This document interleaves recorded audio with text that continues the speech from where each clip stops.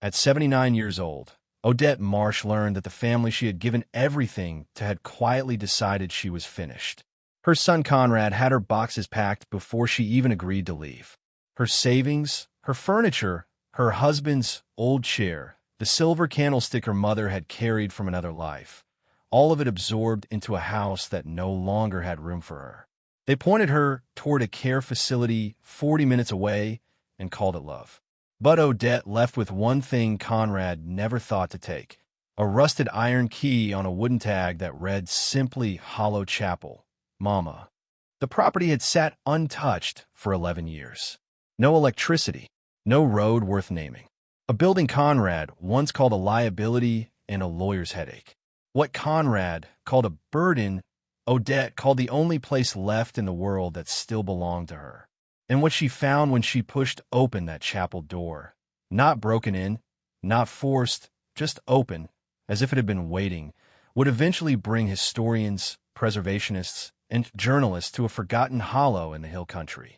The family that erased her would one day have to reckon with what she built on the land they dismissed. Stay with me until the end, because the story of what Odette discovered inside that chapel and what she chose to do with it is the kind of thing that makes you question everything you think you know about who gets to matter and when. Before we jump back in, tell us where you're tuning in from, and if this story touches you, make sure you're subscribed, because tomorrow I've saved something extra special for you.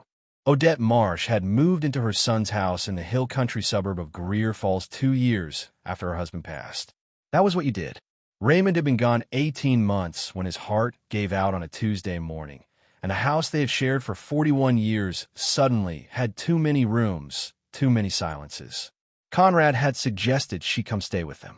Sylvia, his wife, had agreed, with the kind of smile that looked warm in the moment and only revealed itself later as something more careful. She sold the house in Greer Falls. Conrad had advised her to, said the market was right, said it made no sense to rattle around in a 4-bedroom alone. The money from the sale went into what Conrad called a family account to cover expenses, to simplify things, to make sure everything was organized. Odette had trusted him. He was her son. The first year was manageable. She had her own room at the back of the house, with a window that looked out over a stretch of lawn Conrad had professionally reseeded. She helped Sylvia with meals sometimes, minded her grandchildren Felix and Ada on the afternoons they came home from school, kept herself out of the way when Conrad had colleagues over for dinner. She read a great deal. She called her friend Bertie on Sunday mornings. She told herself this was fine, that this was what it looked like to grow old gracefully.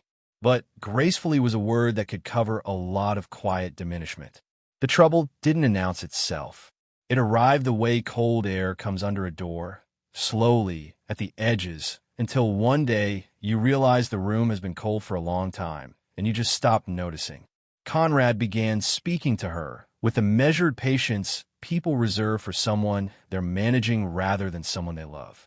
Sylvia started mentioning, in the course of other conversations, various care options she had read about, facilities with gardens, with social programs, with medical staff on site. Not as suggestions, just as things she'd come across. Odette noticed the way conversations stopped when she entered rooms. Noticed that her opinion was no longer asked about family decisions. The small frictions accumulated.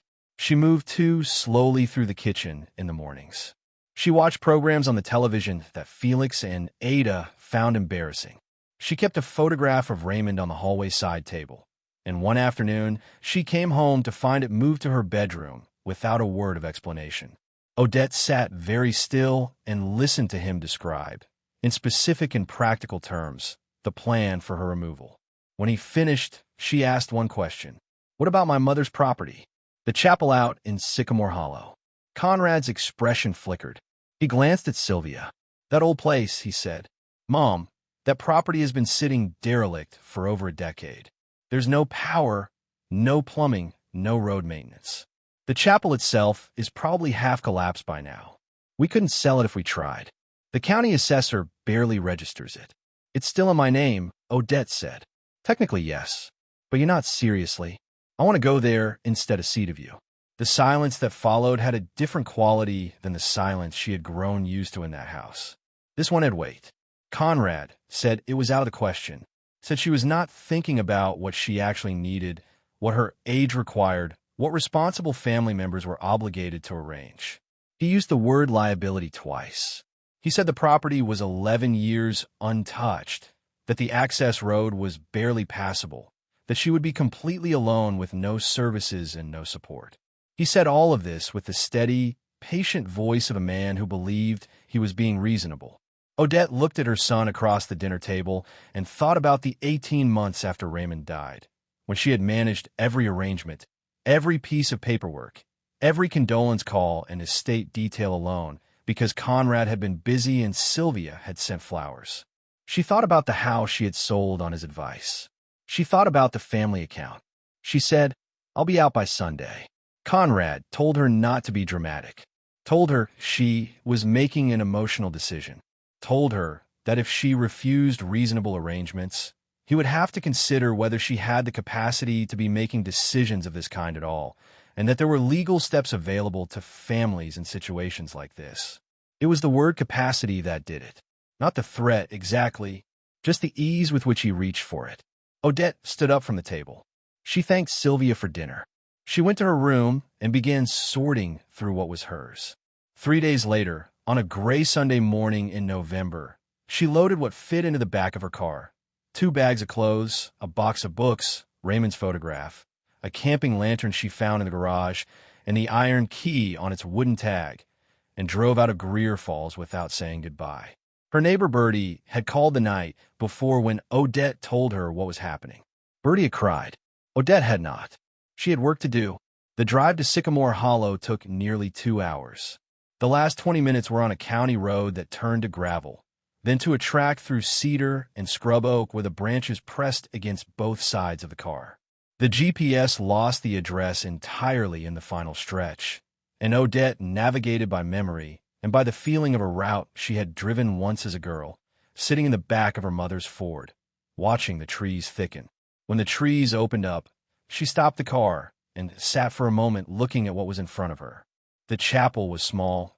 It had always been small. Her mother had never described it as anything grand, but time had pressed down on it in ways that made it look older than its years. The white paint was gone entirely on the north wall, weathered down to bare gray wood. The small steeple leaned a few degrees off true. Vines had climbed the east side and crossed the lower half of the single window. The wooden steps up to the door had rotted through on one side, and someone at some point had propped a flat stone against the gap. But the door was open, not broken off, not hanging from one hinge.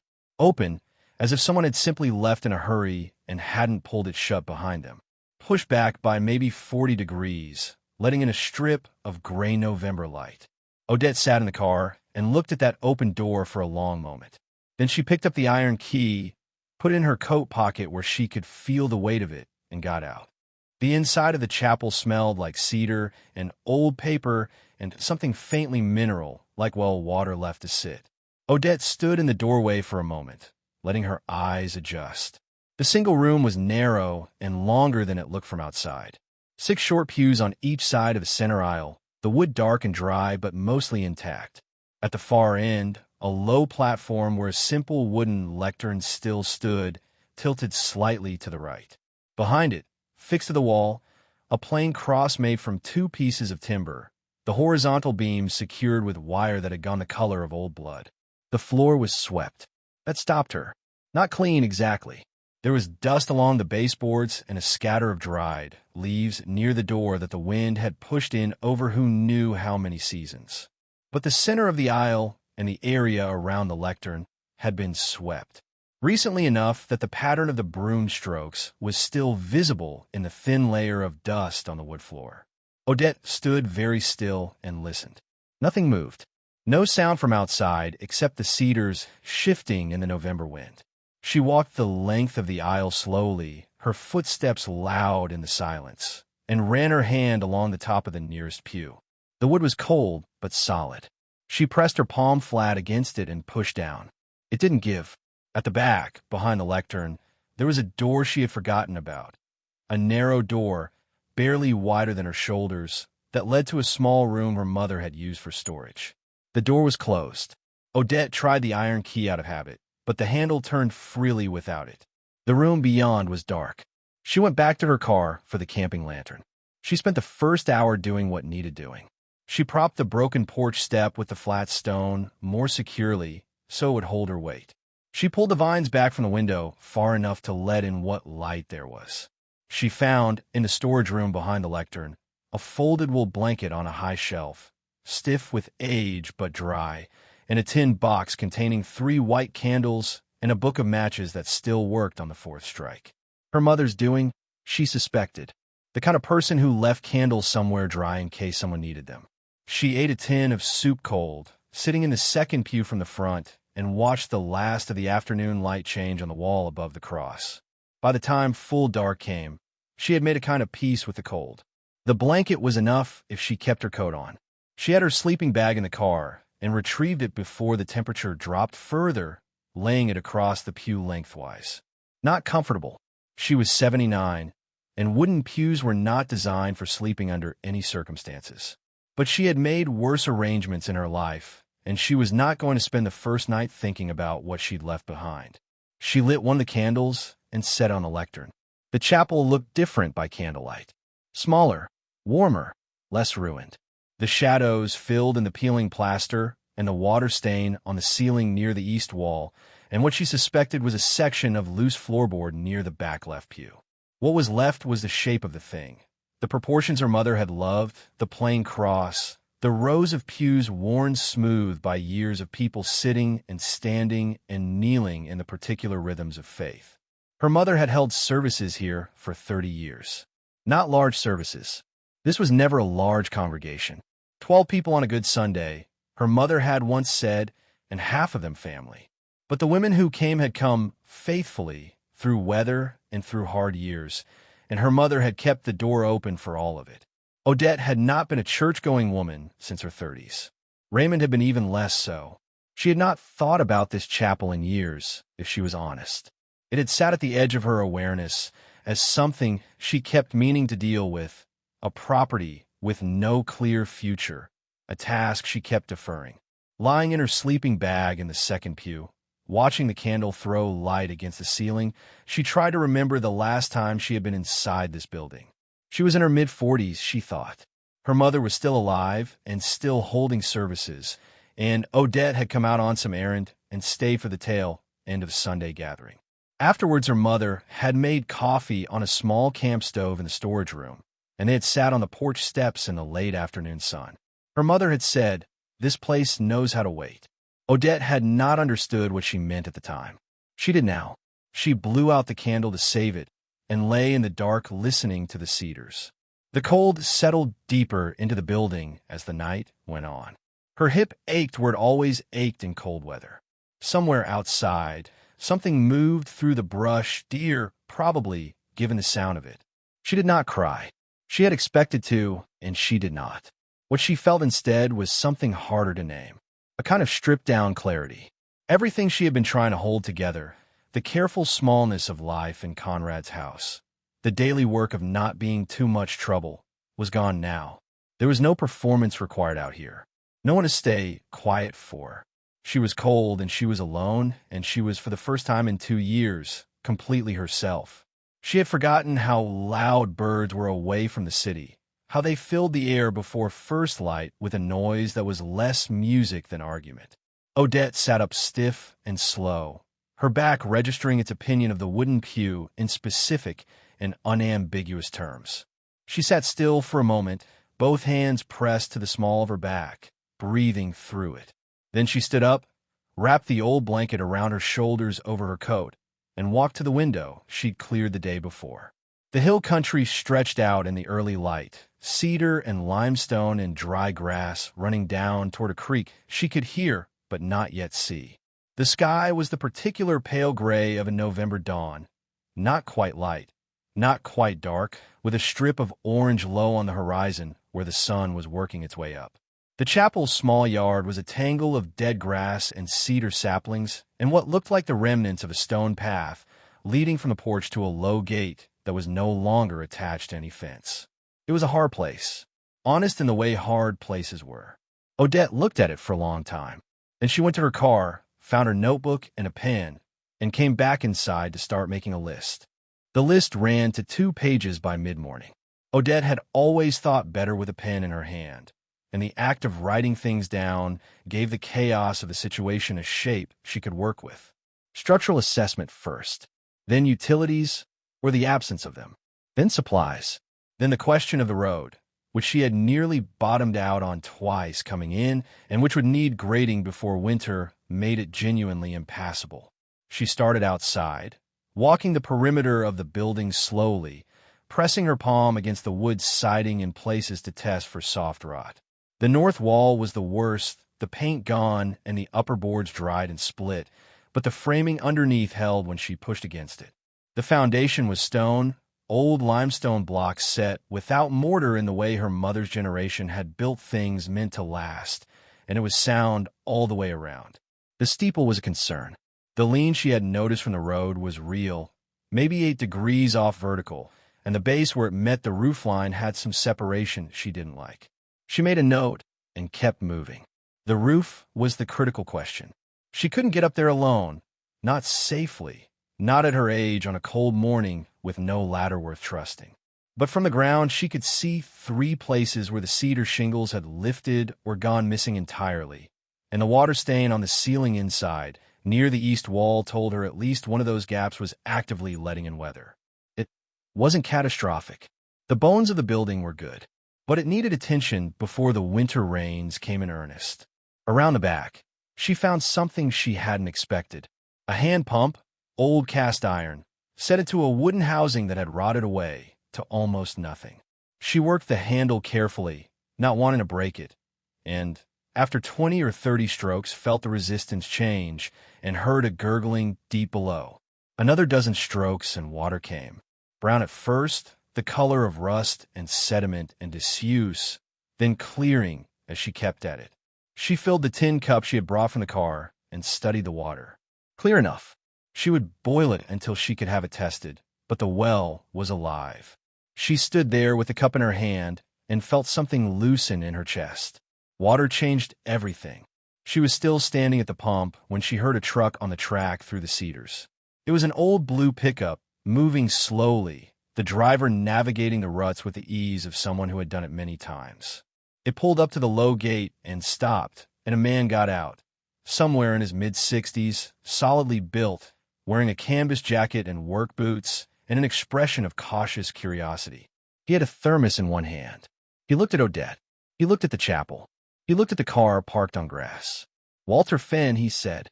"I run the property up the creek, past the bend. Saw a light through the trees last night, and thought I should come check." Odette wrote both names in her notebook. Walter looked at the water coming from the pump and nodded. "That well fed the whole property for 50 years, he said. "It's limestone aquifer. It'll outlast both of us." He stayed another 20 minutes, walking with her around the building and pointing out what he saw with a practical eye. He confirmed her read on the steeple. "Needs attention, but not emergency," he said, and showed her where the original stone path had gone under the grass, still intact beneath the surface, only needing the growth cleared away to be usable again. He knew the building in the way neighbors knew things about a place they had simply watched over time without being asked. Before he left, he said he would bring a proper ladder on Thursday if she wanted help getting up to assess the roof properly. Odette said she would appreciate that. He nodded, got back in his truck, and turned it around in the narrow yard with practiced ease. She watched him go and then stood alone in the quiet again. It was different now. Not easier exactly. The list was still long, and the walls still needed work, and her back still ached, and she was still 79 years old and alone in a derelict chapel in a hollow that civilization had largely forgotten. But Walter Finn knew where she was. He had brought her coffee without being asked. He had written down names and offered to come back with a ladder. She had been in Conrad's house for 2 years, and she could count on one hand the moments that had felt like that. She went back inside and started on the storage room behind the lectern. It was the smallest space in the building, barely 8 feet by 10, with a low shelf along one wall and a wooden trunk pushed against the other. The trunk was locked. She tried the iron key. It didn't fit. She put the key back in her pocket and looked at the trunk for a long moment. Then she left it and started sweeping. There would be time for the trunk. First, she needed the roof seen to, the road graded, the window reseated in its frame. First, she needed the place livable. She swept every corner of the storage room and stacked the things she found neatly on the shelf.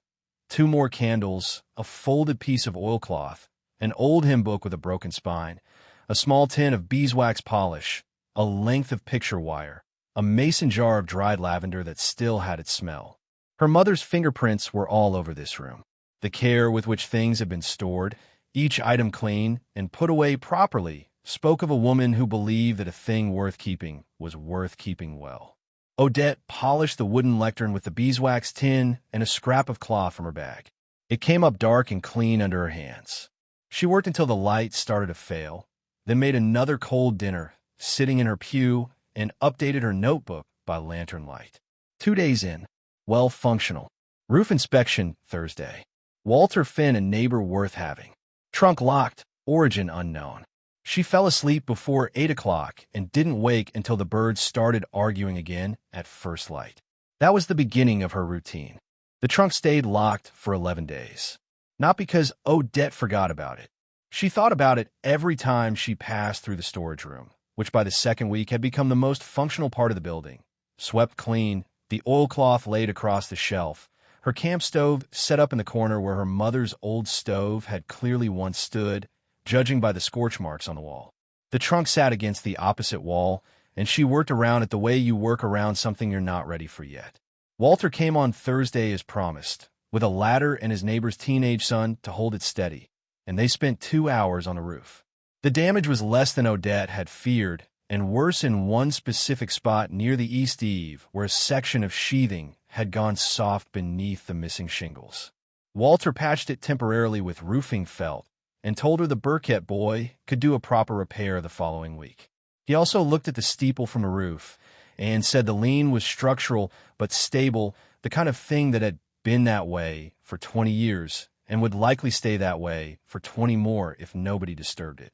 By the end of the second week, Odette had power. A small generator Walter helped her run from the nearest county line, enough for a lamp, a space heater, and a way to charge her phone. The Burkett boy came and fixed the roof. The roadman Darcy came with a small grader and worked the track for 3 hours and charged her $60 and left it passable enough that she no longer had to hold her breath on the worst ruts. The chapel was cold but dry. It was hers. On the 11th day, she went to the trunk with a hammer. The lock was old, and the hasp had rusted to the point where the screws holding it to the wood turned out without much resistance. She worked slowly, careful not to damage the trunk itself, which was cedar and well-made. When the hasp came free, she lifted the lid. The smell came first, cedar from the trunk's lining, and beneath it something older, beeswax and ink, and the particular dry sweetness of paper kept in a sealed space for a long time. Odette knelt on the floor in front of the trunk and looked at what was inside. Fabric folded carefully.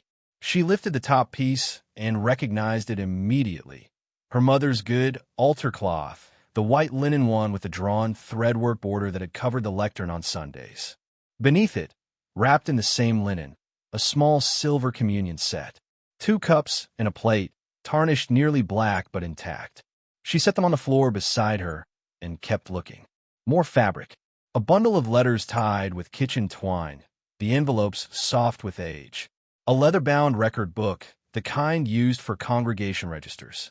And at the bottom of the trunk, beneath everything else, a wooden box roughly the size of a shoebox, its lid fastened shut with a small brass clasp. Odette sat back on her heels and looked at the wooden box without touching it. She picked up the record book first. The cover was stamped in faded gold letters. Sycamore Hollow Chapel. Register of Services, Marriages, and Burials. She opened it carefully, the spine cracking softly. The first entry was dated 1911. The handwriting was formal and precise. The ink faded to brown. First service held in the presence of 14 souls. She turned pages slowly. The entries ran decade by decade, recording the small sacramental history of a community most people had never heard of: baptisms, weddings, funerals, the occasional note about a difficult winter or a flood year. Different handwriting as different hands had kept the record over the years, until her mother's familiar script took over sometime in the 1960s and ran forward to a final entry dated March 1999. The last line read, "Services concluded. The building and its contents are committed to God's keeping and to whoever comes next." Odette read that line 3 times. Then she set the register down and picked up the wooden box. The brass clasp opened without effort.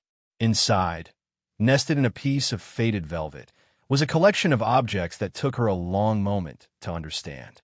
Small hand-bound booklets, a dozen of them, each no larger than a paperback novel. She opened the first one. Handwritten music, the staff lines ruled by hand and pencil, the notes written in ink above them. Hymns, she thought at first, but the titles were unfamiliar, and when she read the first few bars of the melody written out in her mind, it was nothing she had heard before. She opened a second booklet. More music, different hand, older paper. A third, a fourth, each one a collection of handwritten songs, some with words, some instrumental, spanning what looked like multiple generations of handwriting. She found a folded letter tucked inside the last booklet. 2 pages, her mother's handwriting, dated the same year as the final register entry. She read it slowly, twice, in the thin winter light coming through the cleared window. Her mother had known exactly what these booklets were, had spent years quietly assembling what she could find, collecting pieces from old families in the Hollow before the last of them moved away or died. These were not simply hymns. They were the original musical compositions of the Sycamore Hollow community, stretching back to the early 1800s. Folk songs, spirituals, ballads, lullabies, a body of music that existed nowhere else, had been recorded by no archive, had been heard by almost no one outside the Hollow for generations. Her mother's letter ended with 12 words that sat in the room like something with weight. I could not let it disappear. Someone must carry it forward. Odette folded the letter carefully and held it in both hands. Outside, the cedars moved in the wind. The space heater ticked in the corner. The silver communion cups sat on the floor, tarnished and waiting. She had come here with nowhere else to go. She had arrived with a key and a sleeping bag, and the stripped-down wreckage of a life her son had decided was finished. Her mother had left her a reason to begin. Odette spent 3 days with the booklets before she told anyone. She read through every page of every one, slowly and carefully, treating the paper with the respect it demanded. Some pages were brittle at the edges and had to be turned with 2 fingers, the way you'd handle something you knew couldn't be replaced. She made notes in her own notebook as she went, titles, approximate dates based on paper and ink, names where names were written, the emotional register of each piece, whether it was sacred or secular, celebratory or grief-shaped. By the 3rd day, she had 14 pages of notes and a clearer picture of what her mother had assembled. 31 compositions in total. The oldest she could date with any confidence was from the 1820s, a 4-verse song written in a hand so formal it looked typeset, the ink so faded she had to hold it at an angle to the light to read it.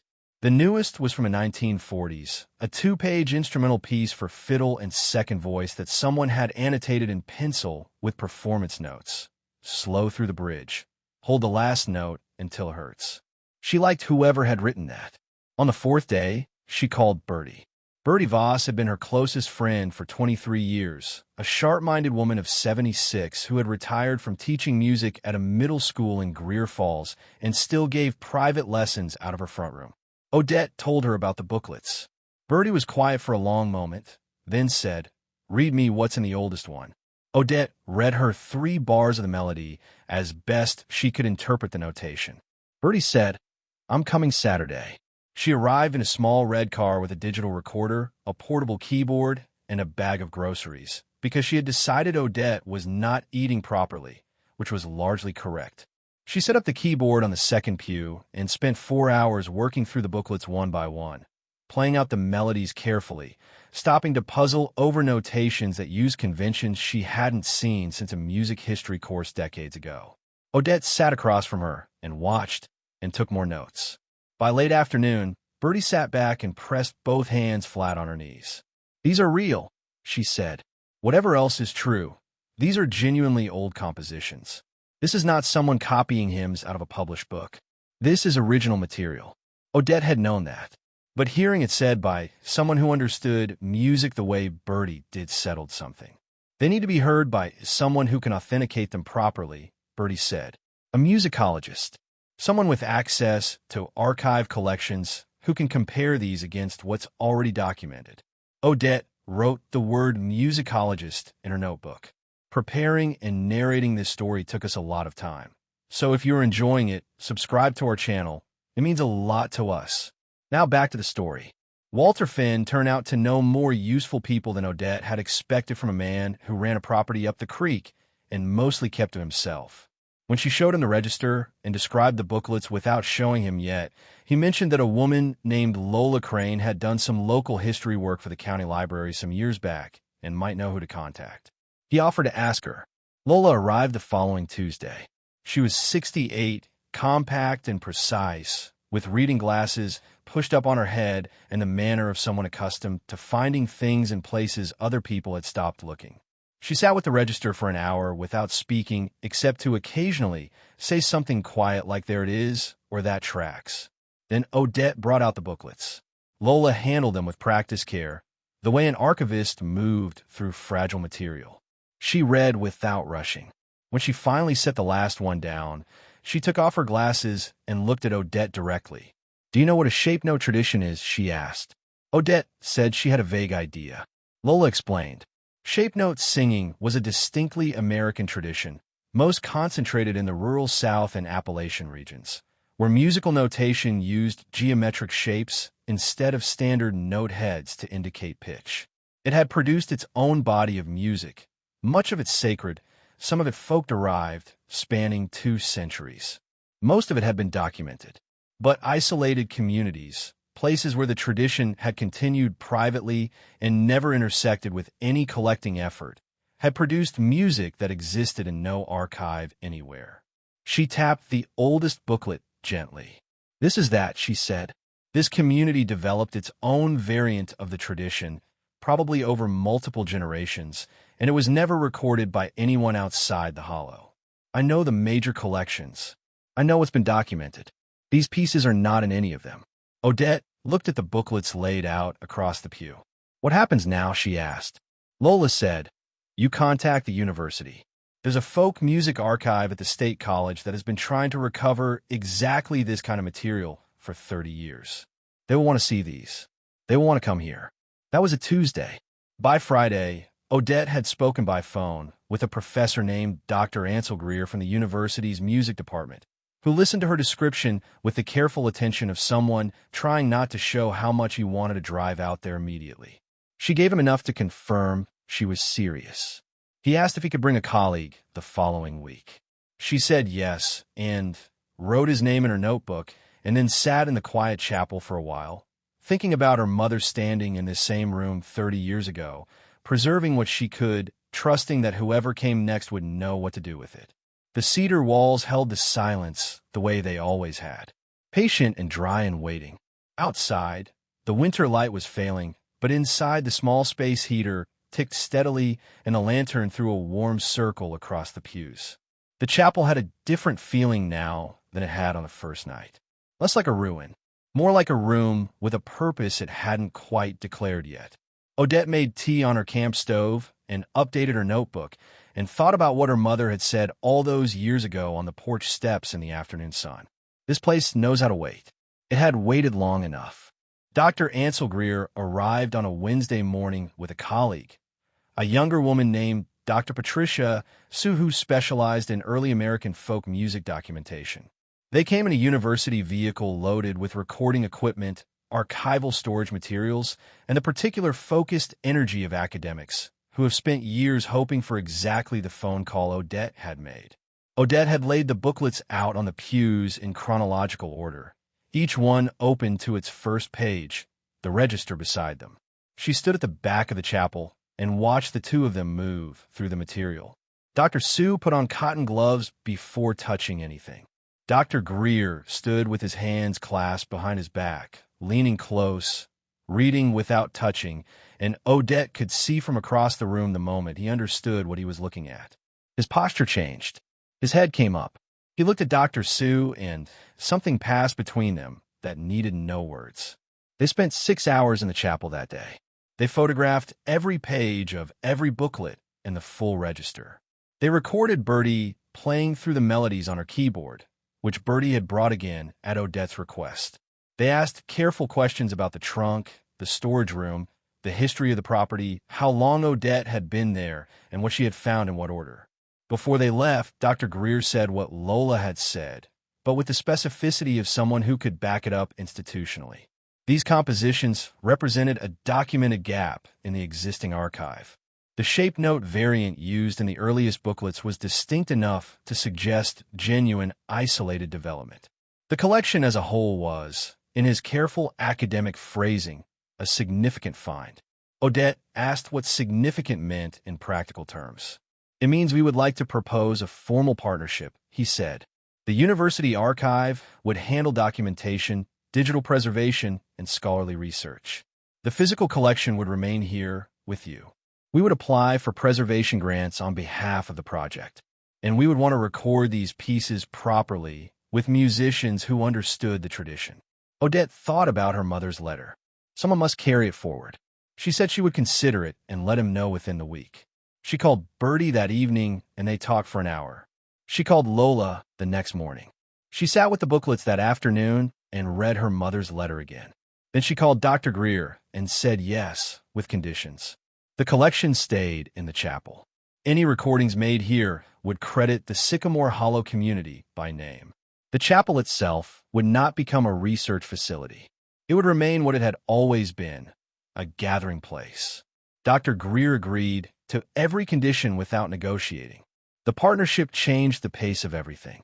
Within 6 weeks, a small preservation grant came through that covered proper archival housing for the booklets and register, a dehumidifier for the storage room, and basic restoration of the 2 worst sections of interior wall.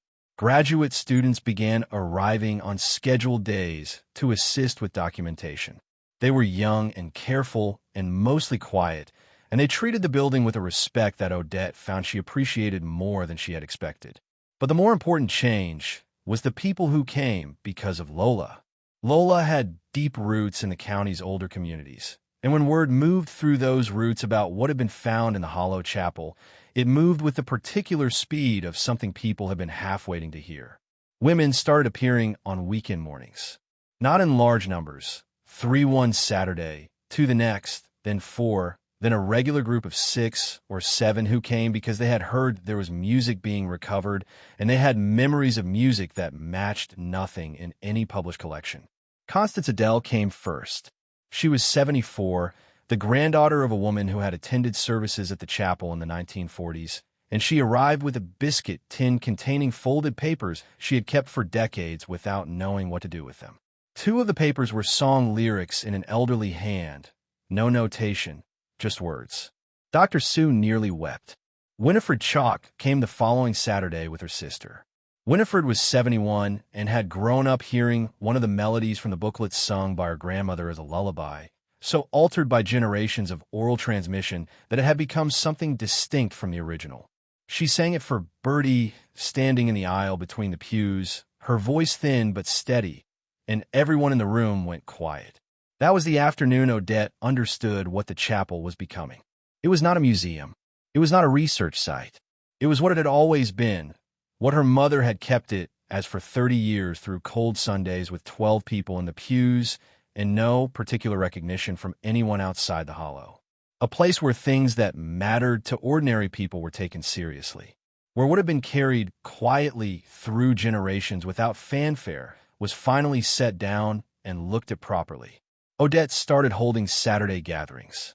Informal, no program, no agenda beyond the simple practice of being together and sharing what people had brought. Bertie played. Lola talked about what she was learning from the documents. Constance brought food every week without being asked, enough for everyone. Winifred brought her sister, and then her sister brought a friend, and the friend brought her daughter, and slowly the pews that had sat empty for 11 years began filling up again. Walter Finn started coming.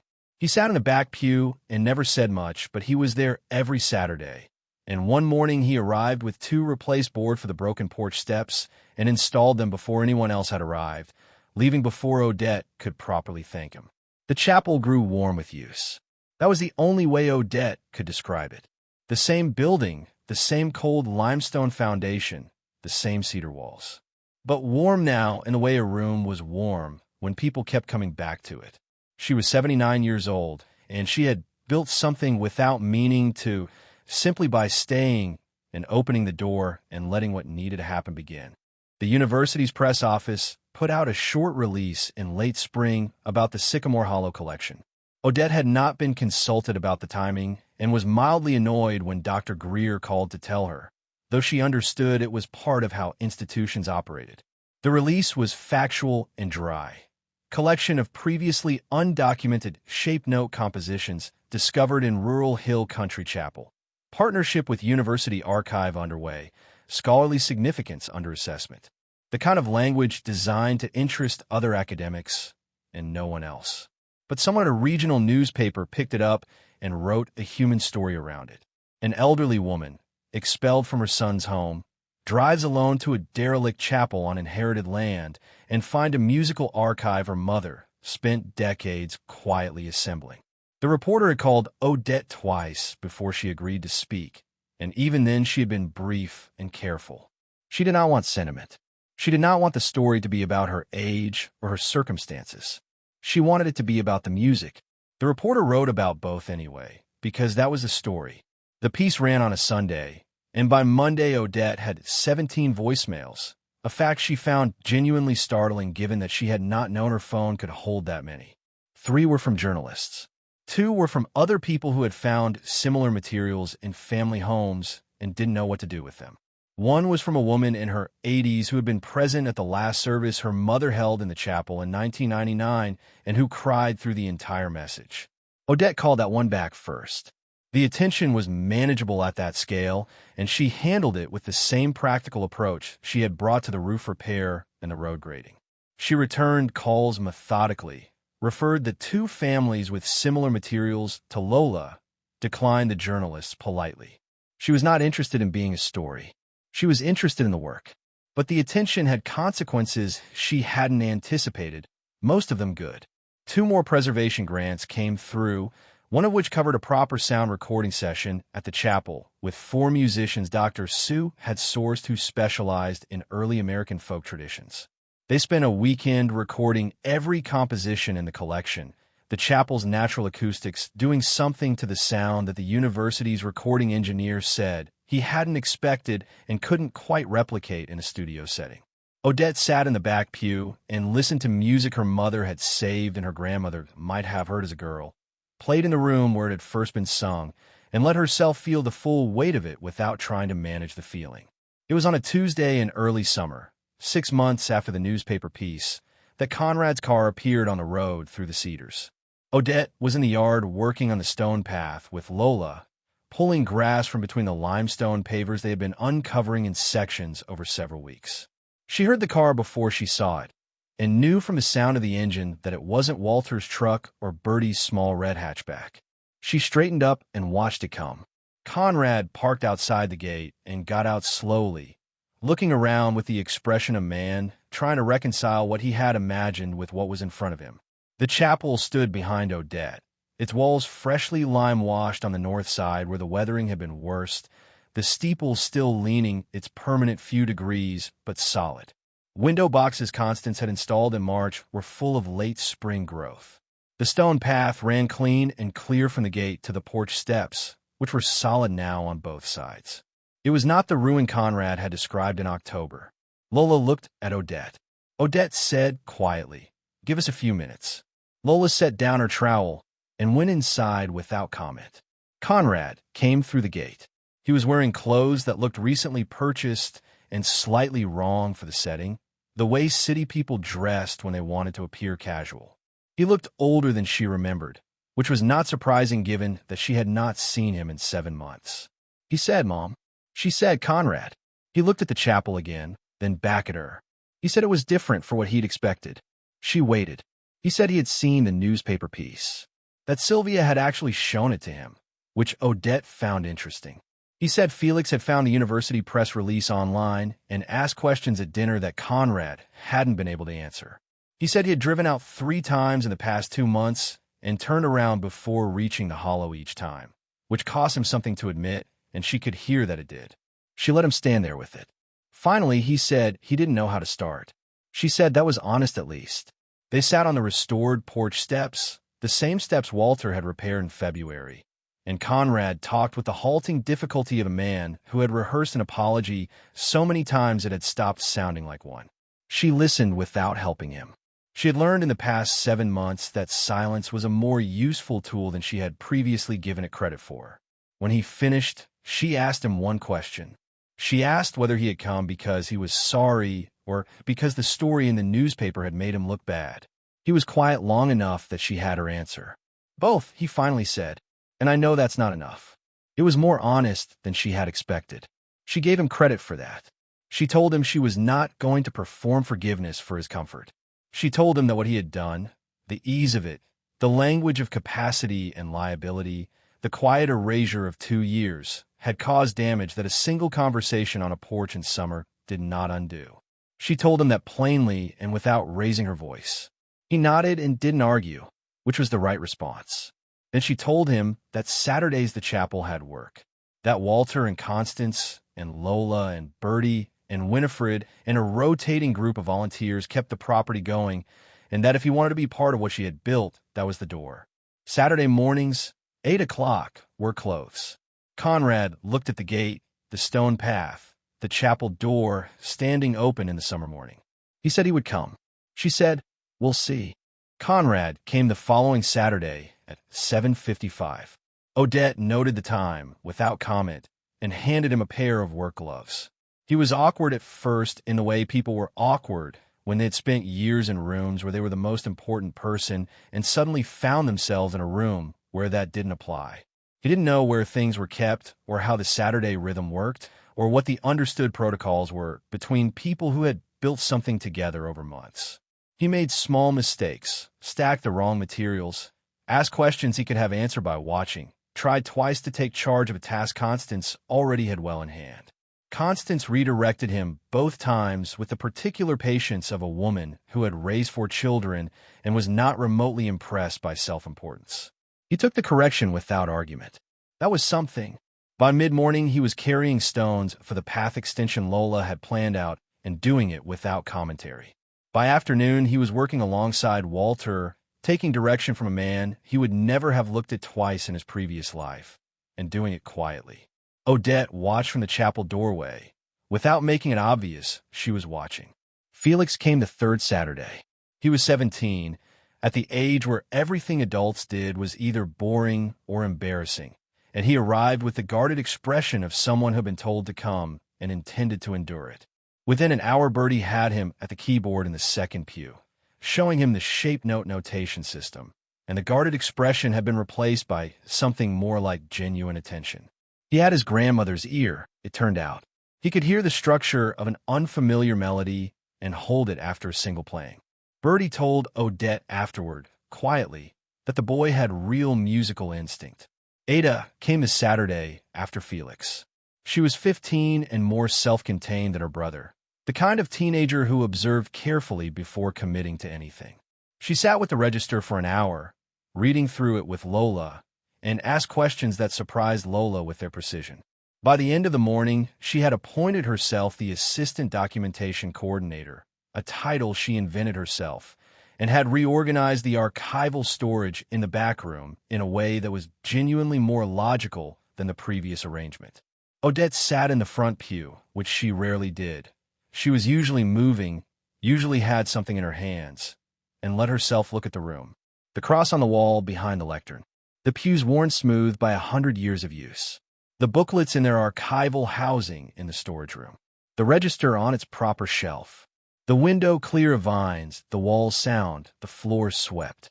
The space heater ticking in the corner the way it had ticked on the first cold night she had spent here alone, when she had not known if she was doing something brave or something simply desperate. She thought about her mother's last entry in the register. The building and its contents are committed to God's keeping and to whoever comes next. She had been whoever came next without knowing it. She had carried the thing forward without understanding at first what she was carrying. That was how it usually worked, she suspected. The people who preserve things rarely knew at the outset the full weight of what they were holding. They just held it carefully and kept going. There was more to do. There was always more to do. The Hollow had 3 other old properties with untouched interiors that Lola believed might contain related materials. The Saturday gatherings had grown to the point where the chapel's single room was genuinely crowded, and they had begun talking about a modest addition.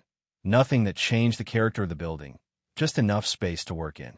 The university partnership had open conversations about a formal oral history project, collecting memories from the oldest families in the county before those memories were gone. Odette had a full notebook and a second one started. The world had a way of deciding when people were finished. It made that decision early, and it made it with confidence, and it dressed the decision up in the language of care and practicality and what was best for everyone. Odette had heard that language at a kitchen table on a Thursday evening in October, and she had driven away from it into the cedars and found a door standing open. She had walked through it. What she had built on the other side was not what anyone would have predicted for a 79-year-old woman with 2 bags of clothes and a camping lantern and a key that fit no lock she could find.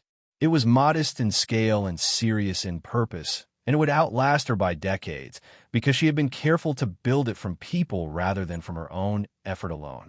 Bertie would keep the music alive. Lola would keep the history. Constance and Winifred would keep the community fed and gathered. Walter would keep the building standing. Ada, if she kept going the way she was going, would eventually keep the archive better than any of them. And the music her mother had saved would keep playing in places neither of them had ever been, carrying something true about a small community in a forgotten hollow out into a world that had not known existed. That was enough. That was more than enough. The candles Bertie had put on the cake were the small kind that burned fast. Odette watched them for a moment before she leaned forward and blew them out, all of them, in a single breath. The room filled with the warm smell of blown wax. People clapped. Walter said something dry and quiet that made Constance laugh.